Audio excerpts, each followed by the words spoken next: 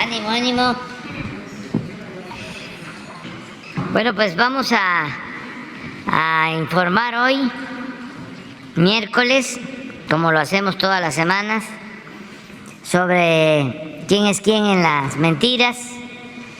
Va a informarnos Ana Elizabeth García Vilchis y también va a informar Jesús Ramírez, nuestro secretario, coordinador de comunicación social, que nos ayuda mucho, nos apoya bastante. No tiene mucho aparato como era antes, ¿no? Que tenían hasta asesores, especialistas en imagen, y tenían que estar mucho tiempo en las relaciones públicas y desayunaban y comían y cenaban con comunicadores o informantes. Ahora es una labor de comunicación eficaz, lo más importante, veraz y austera. Y ha cumplido con creces, en demasía, Jesús Ramírez. Entonces él nos va a informar sobre la decisión que se tomó de destinar una cantidad de la partida de publicidad del gobierno para apoyar a auténticos periodistas que trabajan por su cuenta y no tienen seguridad social. Entonces vamos a informar, se creó un comité, ya ustedes lo saben, para recibir pues las solicitudes. Ya se inscribieron muchos o algunos faltan todavía y ya hay los primeros resultados y se va a informar sobre eso, ¿no? También para que se sepa, hablando de comunicación, siempre hemos dicho que no es fácil que las cosas se sepan. A veces piensa uno que una noticia, ¿no?, llega a todos lados. Pues no, aunque se trate de una noticia muy interesante o escandalosa y se esté repitiendo una semana, pues llega al 70% de la población. Si no es tan importante, pues queda en ciertos sectores. Masificar la información no es un asunto fácil. En nuestro país todavía la televisión sigue siendo el medio que tiene más cobertura. Ya no como antes, que tenía 80% o 70% y la radio 20% y los periódicos 10%, pues ya no es así. Pero sí, todavía la televisión debe de estar en las encuestas. Cuando le pregunta a uno a la gente por qué medio te enteras de las noticias, la televisión debe estar como 45% todavía, y las redes sociales como un 30%. Esa debe ser la proporción, 45-30. Luego la radio, que debe tener como 15%, los periódicos deben de tener 5%, y el resto es a través de familias, las pláticas o las conversaciones, la comunicación que se da de boca en boca. Bueno, pues vamos a escuchar a Elizabeth, a ver cómo estuvo la semana. Buenos días, señor presidente. Buenos días a todas, a todos. Este es el quién es quién en las mentiras de la semana del 6 de julio de 2022. Y vamos a comenzar. Reforma primero calumnia y luego dice que esa no era la realidad. El diario avienta la piedra y acusa falsamente al presidente y luego esconde la mano. Acto número 1. El diario Reforma difama al presidente Andrés Manuel López Obrador acusándolo de asumir actitudes racistas, lo cual evidentemente es falso. Aquí vemos en la pantalla la imagen donde se le acusa al presidente. El 1 de julio pasado, Reforma publicó en la página 6 una imagen del mandatario en la conferencia. Vean lo que dice el pie de foto. El presidente López Obrador exhibió ayer otro video con la imagen del publicista Carlos Alasraqui, a quien ha criticado por su origen judío. Eso es mentira. Todo lo contrario. El presidente López Obrador admira la cultura y es amigo de la comunidad judía y siempre ha actuado con respeto a las distintas religiones y culturas. Acto número 2. Después de una lluvia de críticas en las redes sociales, al día siguiente, Reforma tuvo que retractarse y publicó en el rincón, así el alejadísimo de la página, la supuesta aclaración. Dice Reforma: por un error en la página 6 de la sección nacional del viernes 1 de julio, se publicó en un pie de foto que el presidente López Obrador criticó a Carlos Alarraqui por su origen judío, cuando esto no corresponde a la realidad. Ofrecemos disculpas a nuestros lectores y a los aludidos. Intencionalmente o por descuido, dice Reforma, calumnian en sus páginas al titular del Poder Ejecutivo. Y se entiende que el periódico no se quiera disculpar con Andrés Manuel como persona. Pero con todo respeto, sí debiera hacerlo con la investidura, con el presidente de la República, el presidente de todos los mexicanos. Pero bueno, luego dicen que en México no hay libertad de expresión. Siguiente, por favor. Carlos Loret de Mola cayó en la chapuza de publicar fotografías como pruebas falsas de que la refinería de Dos Bocas aún no se ha terminado de construir. Un día antes de la inauguración de la primera etapa de la refinería Olmeca en el puerto de Dos Bocas, Paraíso, Tabasco, Carlos Loret de Mola publicó información falsa. El presentador principal de la plataforma Latinus publicó en su cuenta de Twitter una serie de fotografías con la leyenda: la pura escenografía, afinan detalles para la primera etapa constructiva de Dos Bocas. Pero no paró ahí. En su programa transmitido por W Radio afirmó, cito a Loret: bueno, y mañana el show de Dos Bocas. Le ponían fotografías en redes de la forma en que están llegando tremendos ductos, tremendas tuberías, como si las pudieran instalar de aquí a mañana, pero pues son para la escenografía, para el puro show. Porque mañana se va a inaugurar una refinería que no refina y que va a refinar hasta 2024 o más. Hasta aquí Loret. Pero en el caso del tuit, las imágenes son verdaderas, pero lo que escribe es falso.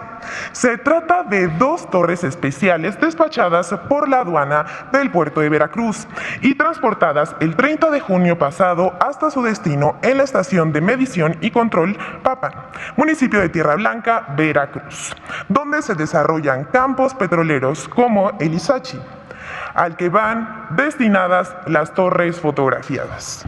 Nos da una oportunidad para informar, además. Bueno, pero Loret ya no le preocupa la verdad, sino ver la manera de golpear al gobierno y confundir a la opinión pública. Siguiente. Y bueno, como todos son Loret, él no está solo. Aquí vemos como muchos medios impresos solo publican cuestionamientos y críticas a la refinería Dos Bocas. Vemos al Universal, la Reforma, al Sol de México, y bueno, eso por poner algunos. En el mismo plan que conductores y comentaristas de radio y televisión. Siguiente, por favor. Es curioso, a la oposición le molesta tanto la construcción de la refinería Dos Bocas que no le importa hacer el oso con mentiras obvias, con tal de pegarle al gobierno. Primero fue el tema de la inutilidad de una refinería si ya todos los vehículos serán eléctricos, cosa que todavía no pasa. Pero la actual crisis energética mundial dio la razón al proyecto de lograr la autosuficiencia energética. Así que cambiaron de argumento y desvalorizaron la obra con una frase como una refinería que no refina, que se repite en medios y redes. El 1 de julio se inauguró la refinería Olmeca, culminó la etapa constructiva y ahora comienza la integración y pruebas de las 17 plantas de proceso y se espera que comience a refinar petróleo en 2023. A lo largo de la construcción, la refinería ha sido blanco de ataques y muchas mentiras, pero todo ha caído por su propio peso. El viernes 1 de julio vimos cómo intentaron manchar el inicio de la primera etapa de la refinería personajes de la oposición, columnistas, líderes de opinión, supuestos expertos y bots. Muchos bots. Intentaron posicionar la idea de que lo que se estaba haciendo era inaugurar en realidad solo oficinas administrativas y que el presidente habría inaugurado una refinería que no refina. Nada más alejado de la realidad. Entre los que se sumaron a esta campaña estuvieron la senadora Kenia López del PAN, Julen Rementería, Max Kaiser, quien cita un artículo de Goldenberg, personaje que es expresidente del IFE, bueno, entonces IFE, la diputada federal Paloma Sánchez, Chumel Torres, Sergio Sarmiento, Carlos Loret de Mola, Alejo Sánchez en El Financiero, entre otros. Vayamos a los datos. La secretaria de Energía, Rocío Nale, informó que como en todas las refinerías que se han construido en el mundo, existe una etapa de prueba. La primera etapa para la refinería fue constructiva. Después de preparar el sitio, levantaron 17 plantas de proceso. Los equipos críticos como recipientes y compresores a medida que se compraron en el extranjero. Pero ¿qué viene ahora? La etapa de integración y las pruebas para que en diciembre de este año inicie operaciones. Las pruebas se están haciendo en más de 90,000 equipos como válvulas, bombas, reactores, compresores y un largo etcétera. En todas las refinerías del mundo se prueban los equipos, se revisan para que al final no haya ninguna complicación. Y bueno, hasta aquí las noticias falsas de esta semana, pero antes de concluir esta sección, vamos a presentar el experto de la semana, que vamos a presentar regularmente. Estos son personas que entrevistan los medios de comunicación o se presentan en redes sociales como especialistas de un tema. Y por lo regular resultan ser opositores que difunden noticias falsas. Esta semana presentamos a Xóchitl Gálvez, que según sus intereses son sus conocimientos sobre proyectos como las refinerías, quien durante el gobierno del panista Felipe Calderón dijo haber ido personalmente a Los Pinos a pedirle que la refinería, que bueno, después solo quedó en una barda carísima que ni terminada está, se construyera en el estado de Hidalgo. ¿Podemos ver el video, por favor? Yo fui personalmente a ver al presidente Calderón a Los Pinos a pedirle que esa refinería viniera a Hidalgo. El presidente Calderón puede dar testimonio de esta visita y lo hice en mi calidad de ciudadana hidalguense. Por ahí dicen que usted estaba apoyando que la refinería Bicentenario se fuera a Salamanca, a territorios de Vicente Fox, y no se hiciera en Tula. Esas son mentiras. No tengo un pelo de taruga. Si esa refinería la voy a inaugurar, ¿cómo voy a querer que se vaya a otro estado? Bueno, sin embargo, ahora la experta y legisladora panista ya cambió de opinión.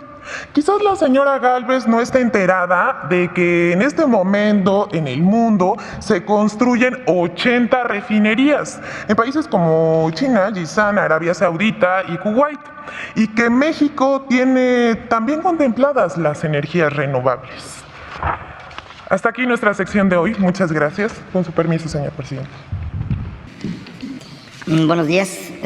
Con su permiso, señor presidente. Buenos días, compañeros periodistas y a quienes nos siguen en las redes sociales.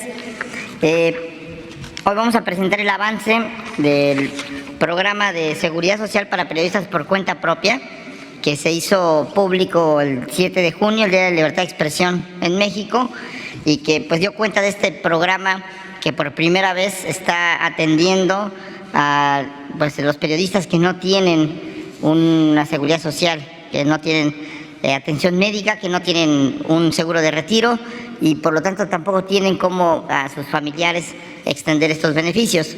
De tal manera que el gobierno federal inició este programa para los periodistas y quienes son trabajadores de los medios de comunicación que no cuentan con seguridad social. Que de acuerdo al INEGI, pues hay alrededor de 6,000 trabajadores o personas que se identifican como comunicadores o que trabajan en medios de comunicación y que no cuentan con estas prestaciones. Bueno, de tal manera que la propuesta, la siguiente por favor, este programa de beneficios para periodistas por cuenta propia, pues por primera vez va a poder permitir que quienes se inscriban a este programa puedan contar con 5 seguros que el IMSS da de cobertura: el seguro de enfermedades y de maternidad, el seguro de riesgo de trabajo, el seguro de invalidez y de vida, el seguro de retiro, de cesantía en edad avanzada y vejez, y el seguro de guarderías y prestaciones sociales. Es importante aquí señalar que se están reconociendo los riesgos de trabajo y los accidentes de trabajo también en estos seguros en el ejercicio del periodismo. De tal manera que podemos informar a la opinión pública y a los mismos compañeros periodistas que, bueno, cerca de 10,000 personas consultaron la página para ver los requisitos, para ver cómo inscribirse en este programa, pero hasta ahorita 471 han logrado, digamos, presentar su solicitud, cubrir los requisitos que se piden y hasta el momento el comité, que está integrado por 5 periodistas distinguidos, ha registrado a 386 ya como aprobados. De tal manera que de estos 475 solicitudes es interesante ver que 30% son mujeres, 70% son hombres, 83% se identifican como periodistas, como redactores, camarógrafos, locutores u otra actividad vinculada con los medios de comunicación. Y bueno, pues se concentra hasta ahorita las solicitudes, el 25% en la Ciudad de México, el 10% en el Estado de México, el 8% en Veracruz y en Guerrero.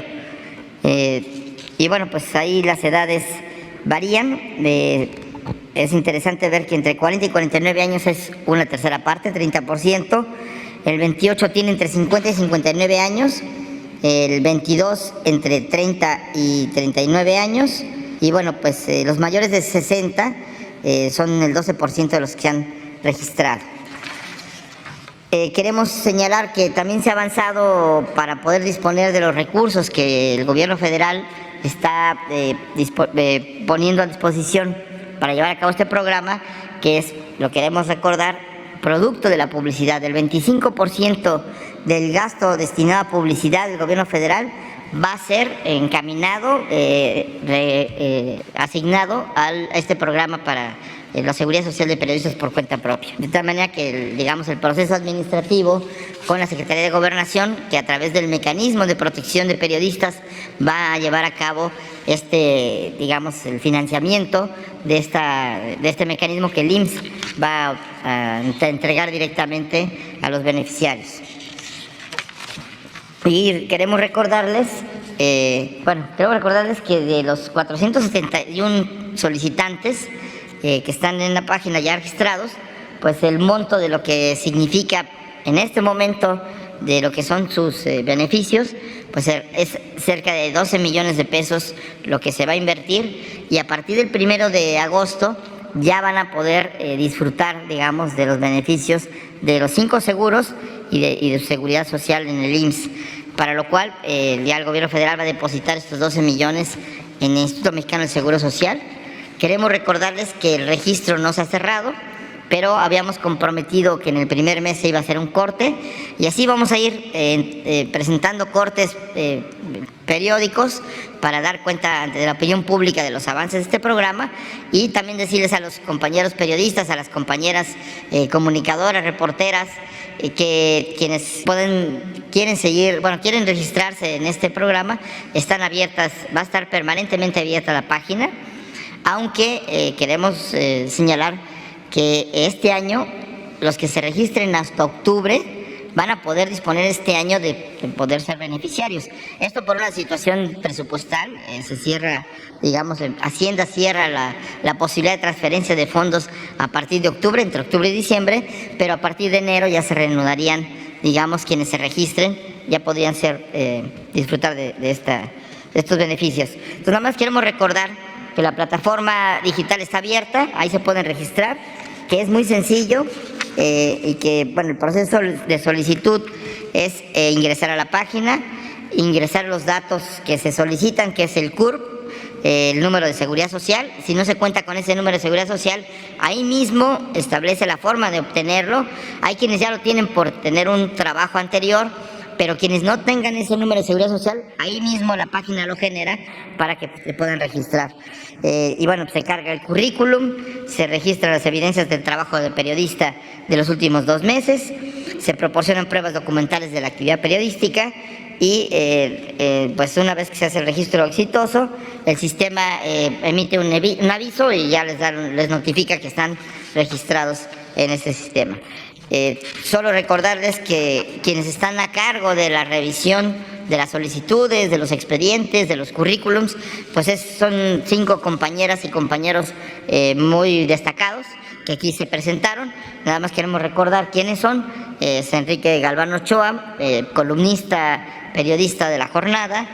Fernanda Tapia, quien pues además ha sido Premio Nacional de Periodismo, una destacada conductora de televisión y de radio.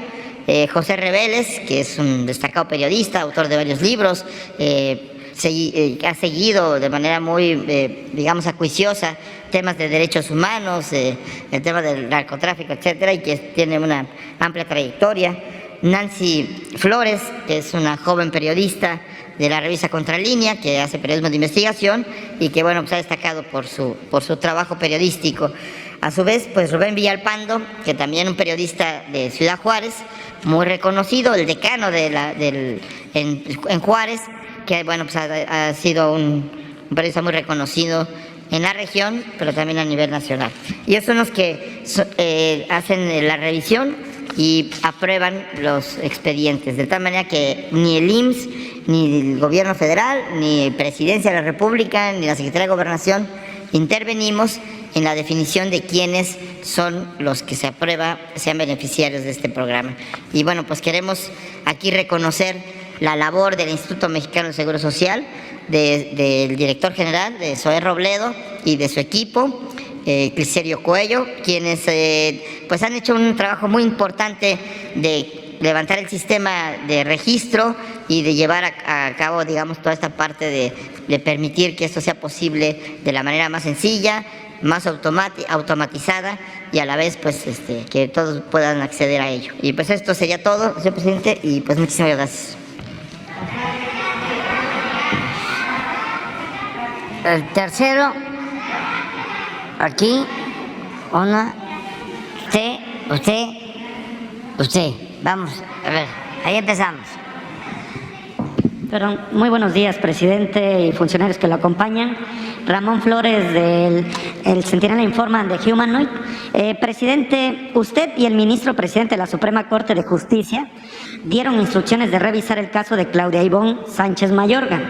Le informo que con toda hazaña, la encargada de despacho del Juzgado Sexto Penal, Lorena Marisol Aranda Millán, condenó a Claudia a 22 años de cárcel simplemente con las imputaciones verbales de las mujeres que trabajaban libremente en el restaurante. Pero extrañamente no tiene declaración patrimonial en el portal del Consejo de la Judicatura y los agentes del Ministerio Público tampoco. Presidente, este caso lo había usted pedido que lo revisara Alejandro Encinas, que lo vieran otras personas, pero aquí viene que precisamente yo había aquí acusado a Teresa Ulloa de que estaba reclamándole dinero al Estado y hoy en contubernio con lo que es el Poder Judicial de la Federación, la Fiscalía General de la República condenan a Claudia Ivonne. Aquí le traigo la prueba de lo que le van a pedir a usted como gobierno por las víctimas. Por cada víctima le van a pedir a usted 4.188.000 pesos, que es lo que está pidiendo la Clínica de Interés Público contra la Trata de Personas. Condenaron a Claudia Ivonne sin ninguna prueba y brutalmente fue golpeada, ha sido torturada a 22 años y están haciendo negocio con ella. Aquí está la prueba, presidente. Si me permite ahorita entregarle la prueba, ¿usted va a permitir que extorsionen a su gobierno con 4.188.000 pesos por cada víctima? Nada más poniendo a una persona inocente en la cárcel, es la pregunta. Lo vamos a ver hoy mismo también. ¿Puede recibir el secretario de Gobierno, el secretario de Gobernación a la mamá de Claudia Ivonne para que le muestre todas las pruebas? Sí, nada más que en unos días, porque tiene COVID, Adán. Ya se va a incorporar, yo creo que en estos días ya. Y se establece la cita. Que te pongas de acuerdo con eso. Y sí, Adán recibe a la mamá. Sí, y le voy a dejar la prueba de lo que es que esta señora Teresa Ulloa te está pidiendo por cada víctima 4.188.000 pesos y ella está pidiendo el moche del 10%, o sea, son bastantes víctimas y cómo es posible que se pueda aceptar esto en su gobierno, ¿no? Sí. Okay. Sí, lo vemos. Bueno, muchas gracias. Y, presidente, en mi segundo planteamiento es la última reunión que tuvieron los comisionados ahorradores de FICREA en la Unidad de Inteligencia Financiera.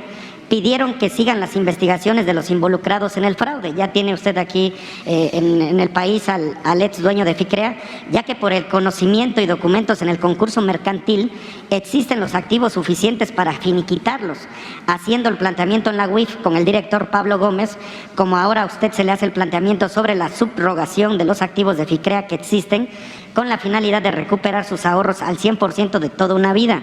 Ojo, este dinero no es del pueblo, este dinero es de ellos, que les hicieron un fraude. Presidente, ¿se les puede apoyar a los ahorradores de FICREA defraudados con la subrogación de sus activos para que recuperen su dinero? Sí, vamos viendo todo lo que podamos ayudar en estos fraudes. Y es cosa de ver a la consejera jurídica, Estela Ríos, y a Pablo Gómez. Y por último, presidente, yo le he estado insistiendo en un tema aquí sobre el desarrollo que se tiene que llevar en Río Blanco, Veracruz, Orizaba, Nogales, Mendoza. Le pregunté si usted le iba a presentar un plan Román Meyer. Nosotros quisimos abordarlo allá en la refinería de Dos Bocas, no lo pudimos abordar. ¿Ya le dio alguna respuesta a Román Meyer? Porque esta región ha sido muy olvidada por muchos años, presidente. ¿Ya se puede saber si se le presentó algún proyecto? ¿Qué le ha dicho Román Meyer sobre este tema, presidente? Estamos trabajando en Veracruz y en otros estados, en los programas de desarrollo urbano. Se está avanzando y vamos a pedirle a Román que venga aquí y nos informe sobre cómo va el programa de intervenciones de espacios públicos, de las obras de desarrollo urbano que se están llevando a cabo en distintos lugares del país. Se procura que sea una intervención de acciones integrales. Por ejemplo, se está trabajando en el Istmo en el plan de comunicación, de ferrocarril, de los puertos, y en las comunidades por donde pasa el tren, los municipios, ahí se está invirtiendo y está trabajando SEDATU. Lo mismo en el Tren Maya, lo mismo en las ciudades fronterizas, sobre todo en colonias populares. Aquí en el Valle de México, en las ciudades con más marginación como Chimalhuacán, Ecatepec, en todas estas ciudades hay trabajo. En las ciudades turísticas, por los contrastes, que hay hoteles de gran lujo y donde viven los trabajadores, son colonias abandonadas, sin servicios, sin espacios para la recreación, para el deporte. Ahí también se está trabajando. Entonces vamos a pedirle a Román que venga, sí, para que nos informe. Puede ser la semana próxima. A ver. Bueno, hay un orden, pero es que si no... Y luego vas tú. Y luego sí. Ya se pusieron, ya saben, ¿verdad? Gracias, presidente. Marco Antonio Olvera, del canal México News World. Buenos días a todos, a los que nos escuchan y los aquí presentes. Presidente, hay un grave problema, incluso la vida de un joven adolescente de 14 años. Hace 2 semanas sus compañeros le prendieron fuego en la butaca donde estaba sentado. Este niño se llama Juan Zamorano, tiene 14 años de edad, es originario del estado de Querétaro, es otomí. Sus compañeros, 2 compañeros, lo quemaron vivo solamente por tener la piel morena como yo. Además de que no habla bien el español y tiene otro grave problema, según ellos, que es pobre, pero el niño es pobre económicamente, pero tiene un gran corazón. Presidente, ¿dónde está la secretaria de Educación del Estado? ¿Dónde está el gobernador Curi del estado de Querétaro? Un estado panista, un estado que obviamente perdura el racismo, y prueba de ello es que este niño hoy se encuentra entre la vida y la muerte con quemaduras de 1º, 2º y 3er grado. Tiene quemaduras en los glúteos, en las partes nobles, en la espalda, en el omóplato y en la caja torácica. Presidente, yo le quiero pedir 2 cosas con este tema. Uno, que a través de su gobierno lo exhorto de la manera más respetuosa que la Fiscalía General de la República atraiga el caso para que se mande a traer a los chicos, al padre de los chicos que incendiaron a este niño. Y 2, un grupo de investigadores del Instituto Politécnico Nacional y yo nos comprometemos a auxiliar al niño que está en el hospital a través de bioandamios con células madre que le ayudarán a recuperarse prontamente. Eso lo hacemos de manera gratuita. Y también que investigadores y médicos del Instituto Politécnico Nacional los reciba el secretario de Salud a fin de que esa técnica de medicina para niños quemados o personas que están a punto de perder un pie, una mano por la diabetes se pueda aplicar en todos los derechohabientes del ISSSTE y del IMSS. ¿Qué contesta sobre este tema, presidente? Bueno, pues que vamos a dar respuesta a tu solicitud. Pienso que antes de solicitar que se atraiga el caso, vamos a que la secretaria de Seguridad Pública, Rosa Isela Rodríguez, hable con el gobierno, con quien corresponda, si es necesario, con el gobernador de Querétaro. Seguramente ellos están haciendo una investigación y si vemos que no se está actuando, pues entonces sí procedemos al mecanismo de atracción del caso. Le solicitamos a la Fiscalía respetuosamente que considere atraer el caso, pero que podamos ver hoy lo que se está haciendo en Querétaro y enviar a un grupo de personas a hacer la investigación completa de cómo están las cosas y te damos respuesta. En este caso, pues mañana. Presidente, y ahí la Eso por lo que corresponde a la investigación y al delito y a los presuntos responsables, las causas móviles, todo eso. Y en cuanto a la salud, que es lo más importante, claro que sí, ustedes pueden ayudar con el Politécnico y le vamos a pedir al doctor Alcocer que atienda también el planteamiento de ustedes. Sí, pero esta investigación ya se ha llevado a cabo en algunos países de Europa. Estos investigadores y científicos encabezados por el investigador Ricardo Rangel ya está aprobado. Y seguramente si lo recibe el doctor Alcocer, Hugo López-Gatell y la gente de COFEPRIS, pues tendrá muchos beneficios su gobierno, porque en 5 o en 10 años el ISSSTE y el IMSS estarán en bancarrota por los millones de diabéticos o hipertensos u obesos en este país. Y en ese sentido, el Politécnico, en conjunto con esos investigadores, podrían implementar esa técnica médica a fin de que ya no haya miles de amputaciones de manos o de extremidades o dedos. Y por supuesto, eso ayudaría mucho a las finanzas públicas, no solamente de su gobierno, sino de los que vengan más adelante, presidente. Establecemos comunicación con el doctor Alcocer para que se dé la cita y ustedes procedan. Y si requieren que les apoyen, les acompañen, que la directora del DIF, sí, Nuria Fernández, les atienda, sí, para ir allá y apoyar al niño. Sí, y con esto obviamente también miles de niños que sufren quemaduras ya no tendrían la necesidad de mandarlos a Galveston, Estados Unidos, y evitaríamos muchos gastos que aquí obviamente pues, nos pueden ayudar mucho a estos niños. Ahí te pido, Jesús, sobre los 3 casos, Rosa Isela, el doctor Alcocer y Nuria.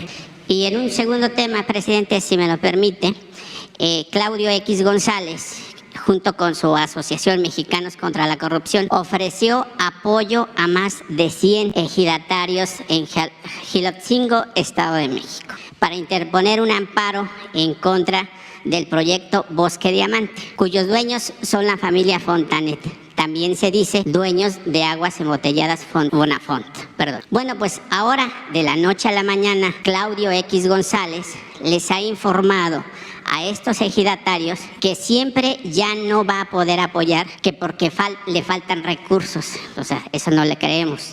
El tema del trasfondo, presidente, es que Claudio X González viró a sus oscuros intereses, pues se unió a la familia Fontanet para ya no apoyar a estos campesinos que creyeron en él y en su asociación Mexicanos contra la Corrupción. Ahora Claudio X González y la familia Fontanet pretenden destruir 234 hectáreas de bosque de encino, consideradas en riesgo de extinción, según la NOM-059-Semarnat-2010, y una vez hecho lo anterior, pretenden construir 19.985 viviendas que tendrán un costo de 5 millones de pesos cada una. El proyecto ya se publicó en la Gaceta Oficial del Estado de México en agosto del 2017. En la trama de esta construcción, en la trama de esta destrucción de la flora y la fauna en Gilotzingo, también están involucrados el gobierno del Estado de México encabezado por Alfredo del Mazo,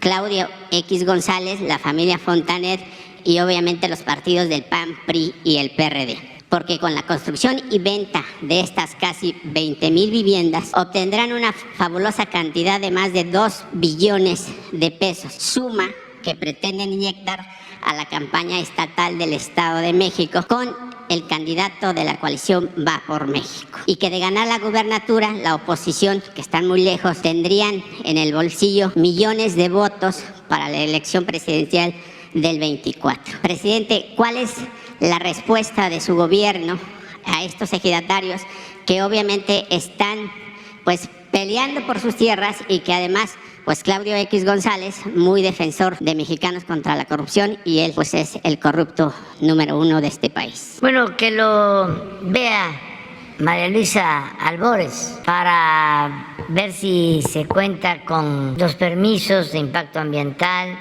todo lo que tiene que ver con la construcción, y que tengamos un informe de qué se está haciendo ahí. Vamos a pedirle a María Luisa de Semarnat que nos ayude y nos presente un informe y puede atender a los campesinos, que se establezca comunicación. Nada más que tenemos que esperar a que regrese María Luisa porque está en la ONU precisamente presentando una denuncia por destrucción del territorio que se está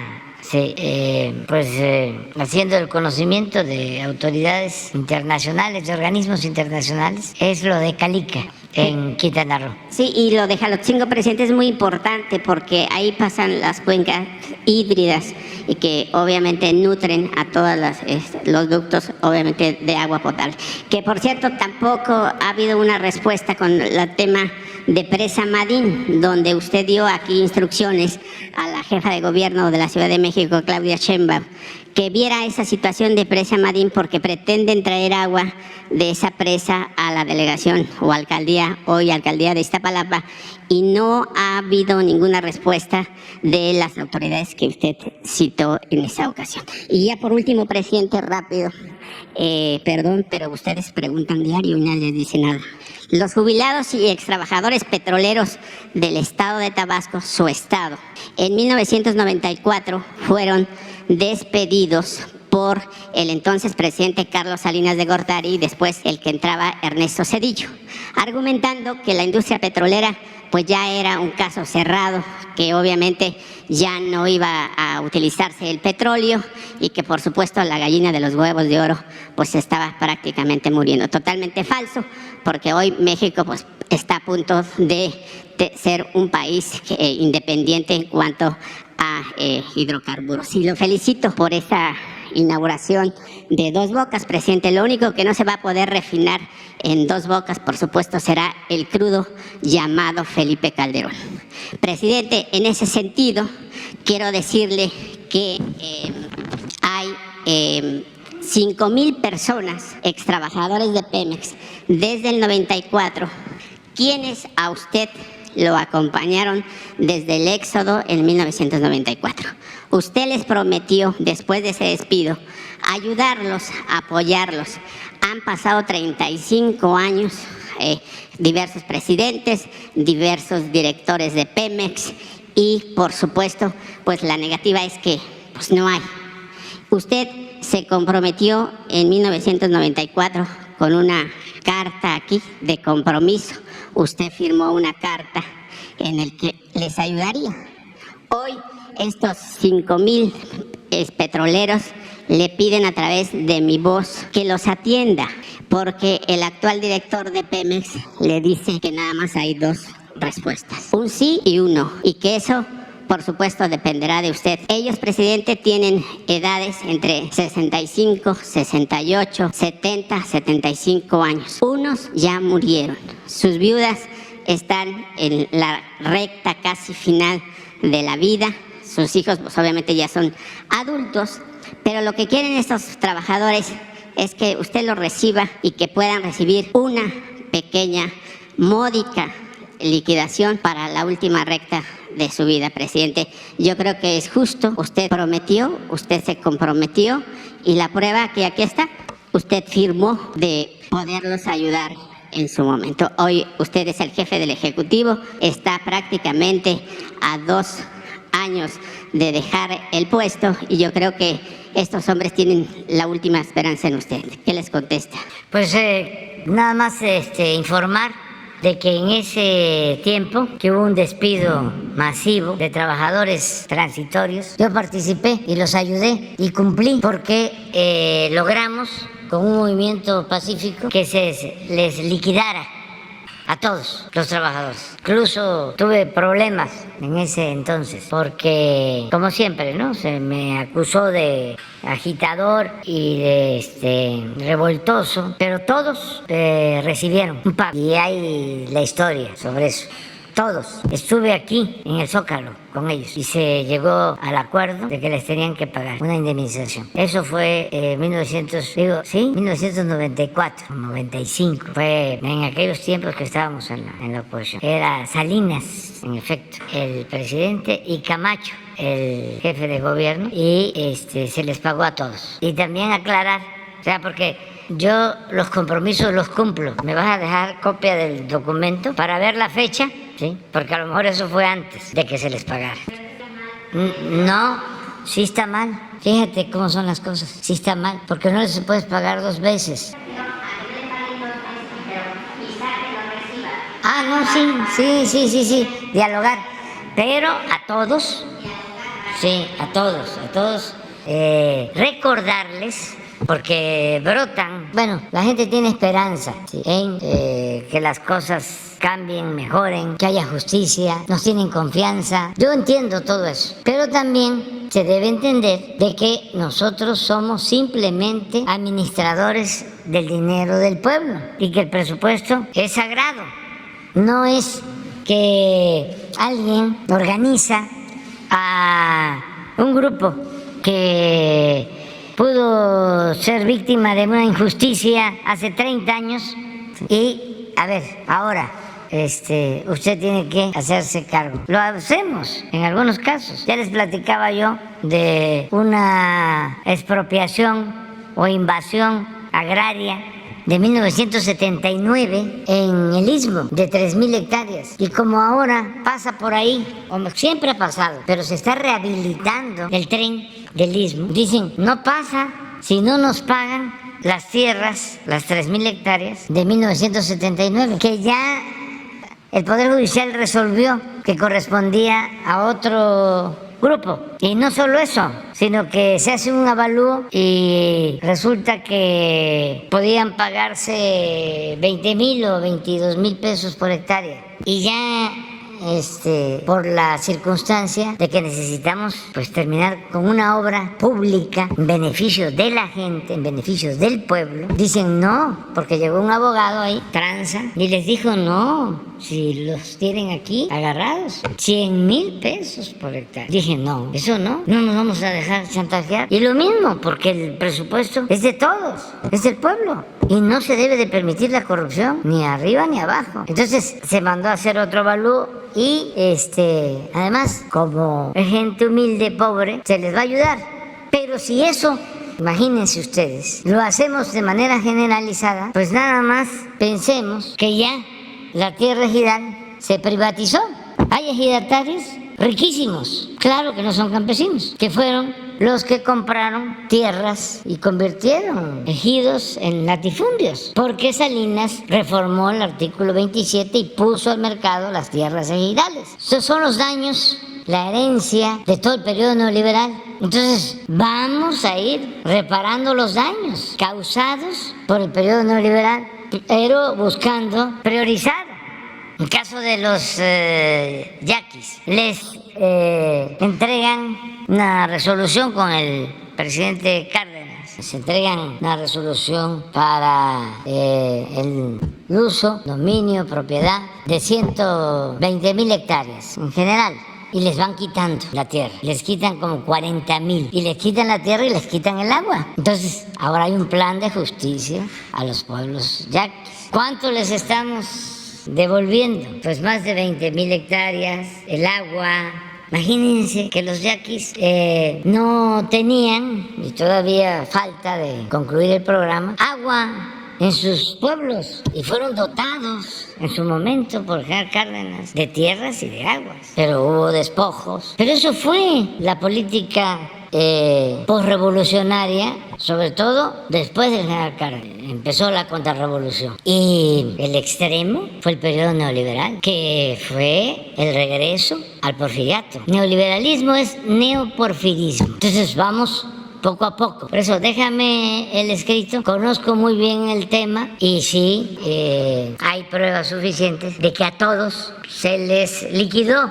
Claro, no se les debió despedir, es como el caso de los trabajadores de la compañía Luz y Fuerza del Centro, más de 40,000 despedidos, y otras privatizaciones. Una de las cosas que tenemos que cuidar, por ejemplo, es que ahora que se venda Banamex, no se despida a los trabajadores de manera masiva, porque estamos poniendo algunas condiciones. La primera es que sea capital mexicano. La segunda es que los que participen como accionistas estén al corriente en el pago de sus impuestos. La tercera es que el patrimonio cultural de Banamex se quede en México.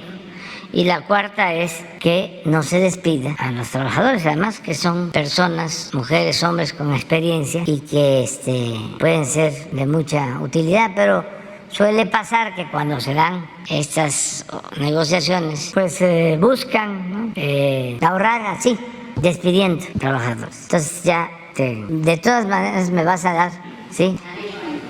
Gracias, presidente. Vicente Serrano, conductor de Sin Censura. Si me permiten los compañeros y si me permite usted, me gustaría hacerle dos planteamientos hoy y un recordatorio o mención de algo que mañana se cumpliría un mes. Usted me prometió aquí.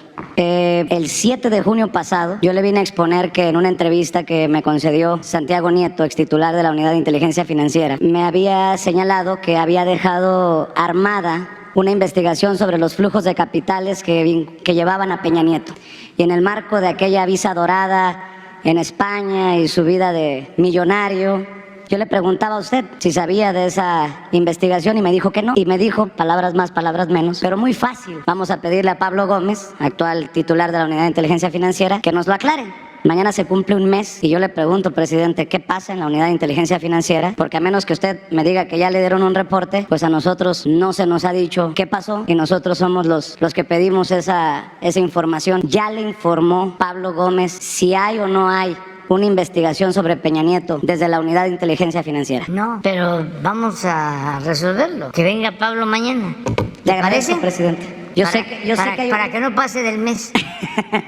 Yo sé que usted tiene un compromiso con la transparencia, pero nada más preguntar, porque pareciera que o algunos no escucharon el mensaje o no quieren entender el mensaje. No, todos escuchan. Lo que pasa es que hay bastante trabajo y hay que estar recordando, empujando para que las cosas caminen. En Palacio las cosas caminan despacio. Ya tiene nota el Reforma. Y disculpe que me esté parando y sentando para los compañeros atrás en las cámaras, con mucho respeto.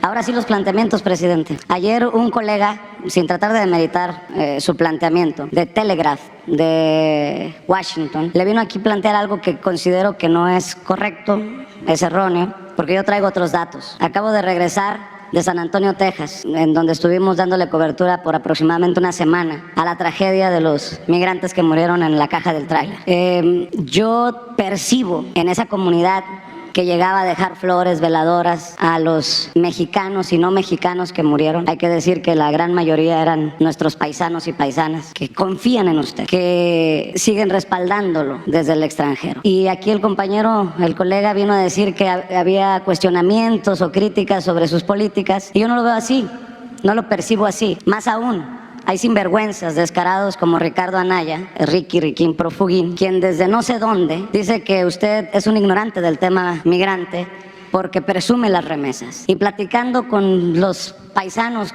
en esta semana en San Antonio, Texas, dicen que ellos están dispuestos a enviar ahora sí más remesas porque quieren invertir y porque tienen confianza en la Cuarta Transformación. Con esto dicho, presidente, los que le sabemos un poquito al tema migrante, sabemos que usted está en la mejor posición para negociar, como no ha estado un presidente en los últimos 20, 30 años con el gobierno de Estados Unidos. Y si usted ha mencionado que va a llevar el tema migrante la próxima semana a Washington, hay que también hablarle claro a la gente, que por más que diga Joe Biden que va a haber reforma migratoria, por más que a usted le diga que se compromete, hay personajes en el Congreso de Estados Unidos que históricamente han detenido una solución migratoria para los paisanos. Y entre esos están demócratas y republicanos, demócratas como Bob Menéndez y republicanos como Ted Cruz. Yo le pregunto, porque además hay que decir, sí hay forma de decretos presidenciales que puedan dar alivio.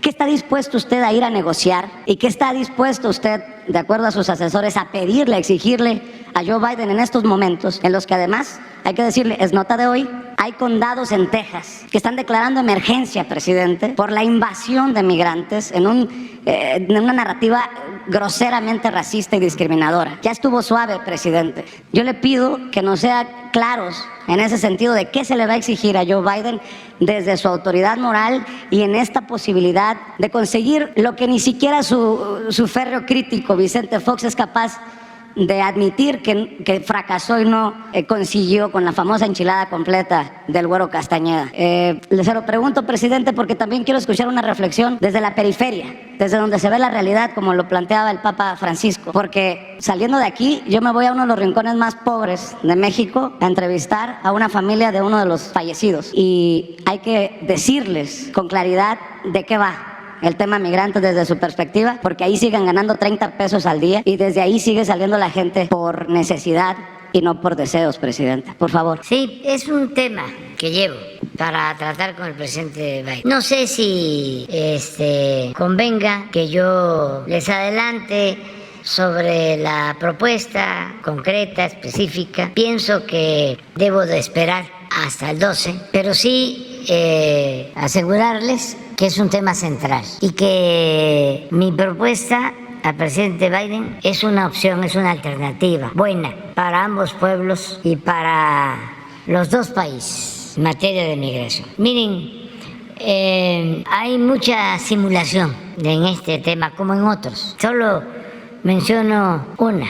Si ustedes van a Estados Unidos y les alcanza para ir a un restaurante, puede que esté vacío, que solo haya 2 mesas ocupadas o 3 y no les den servicio teniendo las mesas vacías, y la persona que atiende les dice: no podemos darles el servicio porque no tenemos trabajadores de cocina ni trabajadores que atiendan las mesas. No hay trabajadores en Estados Unidos para sus actividades productivas. Entonces, ¿por qué negar este hecho real, la falta de trabajadores, y al mismo tiempo impedir que lleguen migrantes? Por hipocresía, presidente. Y porque se mantiene desde hace mucho tiempo una política injusta de pagarle menos al trabajador indocumentado y de poderlo correr cuando les da la gana. Entonces, ¿cómo va a crecer una nación sin fuerza de trabajo? Entonces, mi planteamiento es: vamos a ponernos de acuerdo en lo laboral y vamos a ordenar el flujo migratorio y vamos a legalizar la contratación de trabajadores. Que no sea un asunto de particulares, de traficantes de personas, de polleros, de empleadores sin escrúpulos, sino que sea un asunto de gobiernos, y vamos a ponernos de acuerdo sobre visas de trabajo, no solo para campesinos, para obreros, para profesionales para mucha gente. Pero, presidente, eso tendrá que pasar por el Congreso, que es donde está el tapón. Sí, pero hay que enfrentar todas esas resistencias. Si no, es como aquí, y como en cualquier país. Si no hay una política atrevida en beneficio de los pueblos, ni se resuelve nada, ni se tiene nunca el apoyo de la gente. Son momentos de tomar decisiones. Es una crisis mundial y hace falta tomar decisiones. ¿Y qué voy a estar pensando en Bob Menéndez o cómo es? Bob Menéndez, sí. Menéndez. ¿Qué va a decir Bob Menéndez? Si se trata de asuntos de Estado, de nación, que el New York Times, que el Reforma. No, hay que transformar. Si se va a seguir con la misma política de siempre, pues va a continuar la decadencia. Es un proceso de degradación progresivo. Y hay ejemplos en el mundo y en Estados Unidos de decisiones firmes. Lo que hizo el presidente Franklin Delano Roosevelt, que le tocó enfrentar la crisis económica y cambió la política y sacó a su pueblo de la crisis y recuperó la confianza de muchos en que había futuro en esa gran nación. Pero fortaleció el sector público, impulsó la actividad productiva, estableció una medida que los conservadores dirían ahora es populismo, el empleo pleno. Puso a trabajar a todo el pueblo, fomentó mucho las obras públicas para crear trabajo. Llevó a cabo una política internacional extraordinaria, por eso Neruda le llamó el titán de las libertades. Le dio la independencia a Cuba, le dio la independencia a Panamá, sacó a los marinos de Haití, de Nicaragua, y con nosotros, siendo presidente Lázaro Cárdenas, se expropia el petróleo, tomamos una decisión soberana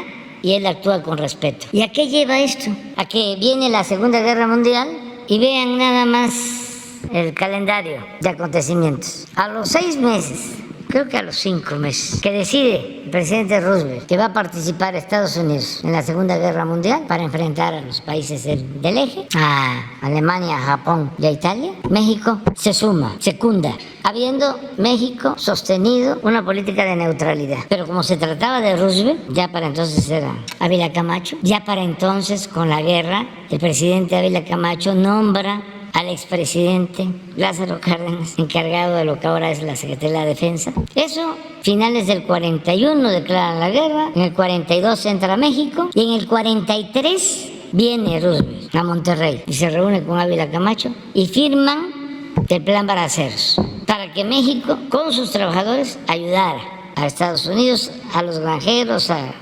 recolectar sus cosechas. Se van más de 100,000 trabajadores a construir ferrocarriles en Estados Unidos. Pero Roosevelt lo decide y hay entendimiento. Estamos hablando de uno de los mejores presidentes de Estados Unidos. Yo le tengo mucha confianza al presidente Biden, mucha confianza. Y mi planteamiento va en esa dirección. Más unidad, integración con soberanía. Integración que no significa sometimiento, respeto a nuestra independencia. Esto que no entienden los del New York Times, que creen que somos colonia. Pero eso no significa que no podemos ponernos de acuerdo. Además, son 38 millones de mexicanos en Estados Unidos. Tenemos 3,180 kilómetros de frontera. Para mí hay salidas al asunto, ni siquiera voy a decir problema, a la cuestión migratoria.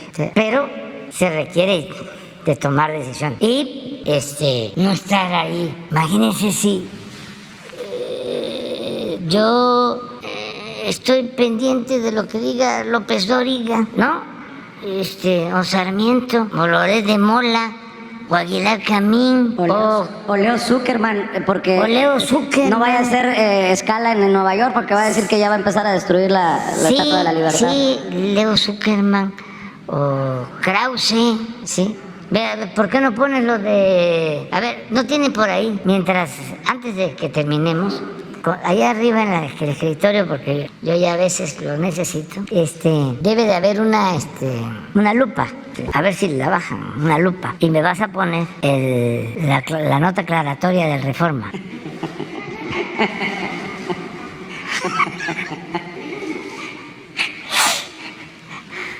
Bueno.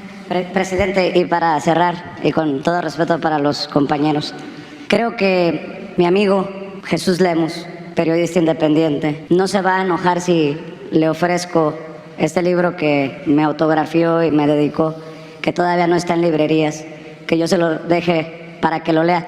Si quiere prestado o regalado, no hay problema, se lo dejo con Jesús. Y es un tema incómodo. No está en librerías, me lo hizo llegar, y es el fiscal imperial, el eslabón más oscuro de la 4T. Y la figura central es a quien tunden en redes sociales por su lentitud. Usted mismo ha admitido que le ha pedido celeridad en los casos. Pero en esta investigación sustentada de Jesús Lemus, que fue encarcelado en tiempos de Calderón, perseguido en tiempos de García Luna, estuvo con los grandes capos del narcotráfico injustamente en Puente Grande. Ahora escribe, digo, usted me dirá si es su amigo o no es su amigo, sobre el fiscal, iba a decir parte de su terna, porque al final usted también lo postula y lo desnuda. Y yo quiero escuchar, presidente, de usted sus razones para seguir defendiendo a este fiscal, para seguir respaldando a este fiscal. Y no se trata de golpeteo, porque también en el movimiento hay algo extraño. Cuando uno está de acuerdo con usted, nos golpean, nos tildan de lustrazapatos del presidente, y cuando lo criticamos nos dicen que ya nos llegaron al precio. Pero si me permite leerle una parte de esto que me parece revelador, y que nos explique al pueblo de México por qué seguir respaldando a un personaje como Alejandro mucho Gertz Manero. criterio. Ustedes, les comento que los periodistas pseudo independientes en la época del neoliberalismo, los pseudo independientes, Los chayoteros. no tan así, porque la verdad es hasta de agradecer, ¿no? Cuando alguien no presume, ¿no?, de ser honesto y dice soy charro y qué, ¿no? O sea, un poco lo de un partido y de otro, de los que ahora forman parte del bloque conservador, ¿no? Que unos corruptos cínicos y los otros corruptos hipócritas, ¿no? De los que se dan baños de pureza, del doble discurso, de la doble moral. Si me dicen con quién se queda, bueno, no me quedo con ninguno de los dos, pero es de reconocer que no se andan por las ramas algunos. Entonces había, en los tiempos del periodo neoliberal, periodistas supuestamente independientes. Entonces lo que hacían es que cumplían con una cuota para simular, dándonos a nosotros unos pequeños espacios, ¿no? Y era un equilibrio, desequilibrado, pero buscaban el equilibrio. O para actuar así, con una supuesta independencia, de repente nos daban un golpe como para que quedara claro de que no estaban con nosotros, ¿no?, sino que eran independientes. Entonces ahórrate el golpe. No, tú no, pero lo que quiero decir es... ya me había asustado, presidente. Espérate. No, es que aguanten, cada quien tiene su criterio, y somos libres, pero si les dicen de que me ayudan, por ejemplo, pues contesten, pues sí, porque es un asunto de justicia, ¿sí? Es 100 contra 10. Si todos, pues vean los periódicos, todos en contra, es como cuando me dicen, a ver, la autocrítica. Oiga, sí, claro, que cometemos errores, pero si tengo tantos críticos, todavía que yo le meta. Oiga, ya que habló ¿cuánta gente vive? Sí, es una empresa, la verdad, muy lucrativa el pegarnos a nosotros. Es muchísimo dinero. Entonces, no, estoy haciendo esta reflexión y la verdad, yo no odio a nadie, no tengo enemigos, tengo adversarios, no me amargo. Mucho menos se me va a endurecer el corazón, nada. Busco hasta mantener el sentido del humor. Hay cosas que sí son serias, muy serias, porque tiene que ver con el dolor de la gente, sí, pero otras, los ataques y esto, no me afectan mucho. Ya que abrió la puerta, presidente, sí dice que buscamos justicia y nada más le faltó decir, como digo yo en el programa, nótese mi sarcasmo, casi se me sale el corazón con su referencia, pero déjeme leerle sobre Alejandro Gertz Manero. Y explíquenos, presidente, si puede, Sí, si quiere, sí. No, porque sí también puedo. es dueño de su silencio, ¿no? ¿Por qué sigue respaldando a Alejandro Gertz Manero? Dice Lemus en su nuevo libro, La Fiscalía Imperial, el fiscal imperial, el eslabón más oscuro de la 4T, que la Fiscalía General de la República se ha convertido en una fiscalía imperial que ni siquiera la figura presidencial significa un equilibrio de poder frente al desmedido poder con el que se le ha dotado al fiscal general Alejandro Gertz. Dice que la propia ley de la Fiscalía General de la República no da pie a equívocos. Bajo el amparo de una autonomía malentendida, no existe ningún apartado dentro de la ley, ni mucho menos un mecanismo legal que obligue al fiscal general a ser corregido en su actuación. Es como si nadie estuviera por encima del fiscal y solo el fiscal estuviera por encima de la ley. Le leo esta parte que creo que es la última, sobre todo devastadora o muy fuerte. Dice que la omisión de Gertz Manero en relación con el combate a la corrupción también se deja ver en los casos de otros actores políticos cuyos nombres se han convertido en sinónimos de corrupción y que, a pesar de las evidencias públicas que existen sobre sus conductas violatorias de las leyes mexicanas, siguen intocados, como el exgobernador de Michoacán, Silvano Aureoles, el exlíder del sindicato petrolero, Carlos Romero de Champs, el exgobernador de Nuevo León, Jaime Rodríguez Calderón, la exdirigente del sindicato de maestros, Elbester Gordillo, el exgobernador de Veracruz, Fidel Herrera, el exgobernador de Aguascalientes, Luis Armando Reynoso Femat, el exgobernador del Estado de México, Arturo Montiel, los exgobernadores de Tamaulipas, Tomás Yarrington y Eugenio Hernández, el exjuez federal, Luis Armando Jerezano, el gobernador de San Luis Potosí, Ricardo Gallardo, el senador Ricardo Monreal, el exdirector de la Comisión Nacional del Agua, David Korenfeld, los exgobernadores de Chiapas, Manuel Velasco y Jaime Sabines, los exgobernadores de Coahuila, Humberto Moreira y Jorge Torres, el hermano del expresidente Carlos Salinas de Gortari y Raúl Salinas, la exvocera del entonces presidente Felipe Calderón, Alejandra Sota, y un largo etcétera, etcétera, etcétera. Todos los casos arriba referidos han sido reconocidos en al menos una ocasión por parte del presidente Andrés Manuel López Obrador como atentatorios al pueblo de México. Se ha evidenciado hasta el hartazgo, la corrupción que encarnaron durante su función pública, pero ni eso ha movido al fiscal Alejandro Gertz Manero para que, en el marco de sus funciones oficiales, vaya por ellos a fin de que rindan cuentas, como es la persona presidencial y a la vez como es la promesa presidencial, y a la vez el reclamo popular de los mexicanos. El fiscal sigue inexistente, así cierra el libro, inamovible, intocado, obsesionado con el poder, evadiendo cada día la impostergable cita con el juicio de la historia, y la historia con él, con ellos, con nosotros, con todos, siempre será impecable. Presidente, Sí, el fiscal es un fiscal imperial que a él nadie lo toca. No. Todo mundo, todos los servidores públicos tenemos que actuar con apego a la Constitución y a las leyes. Y si se cometen delitos graves, los servidores públicos podemos ser enjuiciados. En el caso del presidente, una de las reformas a la Constitución es de que pueda ser juzgado por cualquier delito. Ya no hay el fuero constitucional, que se mantuvo desde la Constitución de 1857. Yo puedo ser juzgado como cualquier ciudadano. Esa fue una reforma que se aprobó por iniciativa nuestra en el Congreso.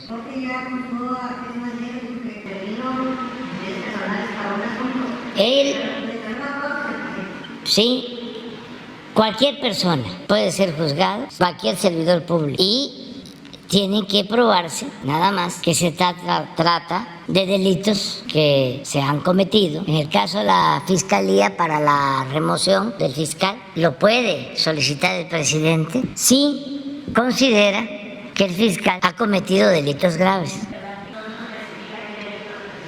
Por eso, pero lo puede solicitar el presidente. Nada más que yo considero, y ese es mi criterio, que el fiscal no ha cometido delitos graves. Se puede denunciar y somos libres, ¿no? Y además no descalifico al autor del libro ni a nadie. Pero tenemos que probar, no es denunciar por denunciar. Entonces, hasta lo que yo tengo conocimiento y no soy cómplice de nadie, no establezco relaciones de complicidad con nadie, el fiscal no ha cometido delitos graves y por eso yo no he solicitado la remoción del fiscal. Así de claro. Y cada quien tiene su manera de pensar. Yo, como presidente y responsable de la gobernabilidad del país, tengo que buscar que mantengamos la paz, la tranquilidad. En México, aunque no les guste a nuestros adversarios conservadores, tenemos paz, tranquilidad. Quisiera yo que fuese plena. Trabajo todos los días con ese propósito. Pero no es que vivamos en la anarquía, en el desorden. ¿Cuántas manifestaciones en contra del gobierno han habido? ¿Cuántas veces han llenado el Zócalo para protestar en contra del gobierno? Se ha llenado el Zócalo, como en 3 veces, en 2 ocasiones, porque por la pandemia no. Lo han hecho las mujeres, pero eso es una lucha no en contra del gobierno, sí también en contra del gobierno, y en defensa de sus derechos legítimos. Pero, ¿qué pasó con Frena? ¿Por qué no convoca a Claudia X González al Zócalo? Porque a diferencia del ambiente que están queriendo recrear nuestros adversarios, la gente tiene confianza en el gobierno y hay que ver las caras de la gente. Hay esperanza. Y bueno, si todo esto es subjetivo, pues vámonos a las encuestas. Si estuviésemos tan mal como lo sostiene a diario el Reforma y el Universal y los columnistas conservadores reaccionarios, pues habría una gran inconformidad. Sí existe, desde luego, un sector conservador que está furioso y cada vez se enfurecen más porque la realidad los va desmintiendo. Imagínense, para un conservador, el que se haya comprado una refinería en Estados Unidos, que en el tiempo de su admirado Salinas se había compartido con Shell y que se toma la decisión de comprarla y en 6 meses se paga, del coraje de los expertos. Nada más imaginen cómo se sienten los que pronosticaron de que ya no se iba a necesitar el petróleo y que íbamos a los carros eléctricos y que no midieron los tiempos. Claro que vamos y necesitamos la transición energética, pero eso lleva tiempo, no es una cosa menor. Nosotros llevamos 4 años buscando garantizar el Internet para todos y cuando entramos pensamos que iba a ser papita, o torta de tamal, o torta de chilaquil, o tamales de chipilín. No, y no nos ha faltado presupuesto y tenemos muy buenos técnicos, pero no hay todavía la tecnología porque se adelantaron demasiado. O sea, va más allá la propaganda de la realidad. Entonces, por eso están muy molestos. Imagínense si nosotros no hubiésemos rehabilitado las refinerías, si no hubiésemos optado por empezar a construir Dos Bocas, si no compramos la refinería de Deer Park, ¿cómo estaríamos? El coraje que les da de que el peso no se ha devaluado, el coraje que les produce que en esta inflación mundial México es de los países menos afectados. Entonces, vamos nosotros a seguir adelante, siendo muy respetuosos de todos y tomando decisiones. Y sí, está actuando la Fiscalía. Está mal que yo hable aquí de algunos personajes. Es más, no los voy a mencionar, pero están detenidos personajes que en otros tiempos, pero ni en sueño, sino si hubiesen dado estos cambios. Otra cuestión también que hay que tomar en cuenta es que ese diseño de autonomía de la Fiscalía es el equivalente a todos los órganos autónomos que fueron creando para dejar sin poder o rodear por completo al presidente. Entonces vamos a continuar adelante y felicidades al autor del libro y muchas gracias a ustedes, los que nos ayudan. Son muy pocos, es una minoría, eso sí, pocos pero mejores. Ya vamos, ¿no trajeron la lupa? Pásamela, pónmela ahí. Ya terminamos porque si no, queda pendiente para mañana. Es que quiero una foto de esto.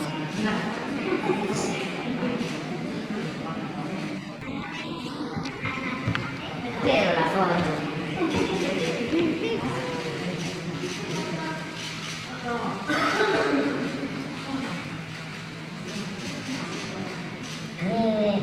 Ni con los espejuelos que usaba mi abuela Úrsula.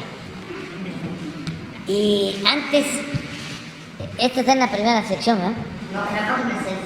Pero la primera sección, sí.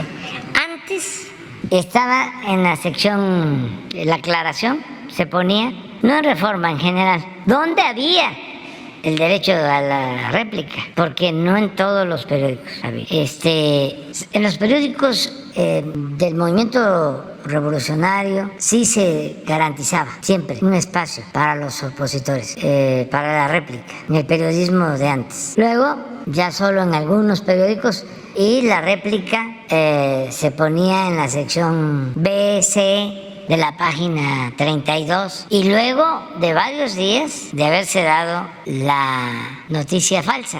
¿Cuántos días tardaron ellos en la...? O sea, al día siguiente. Hay que agradecerlo. Bueno, nos vemos mañana. Dios, adiós.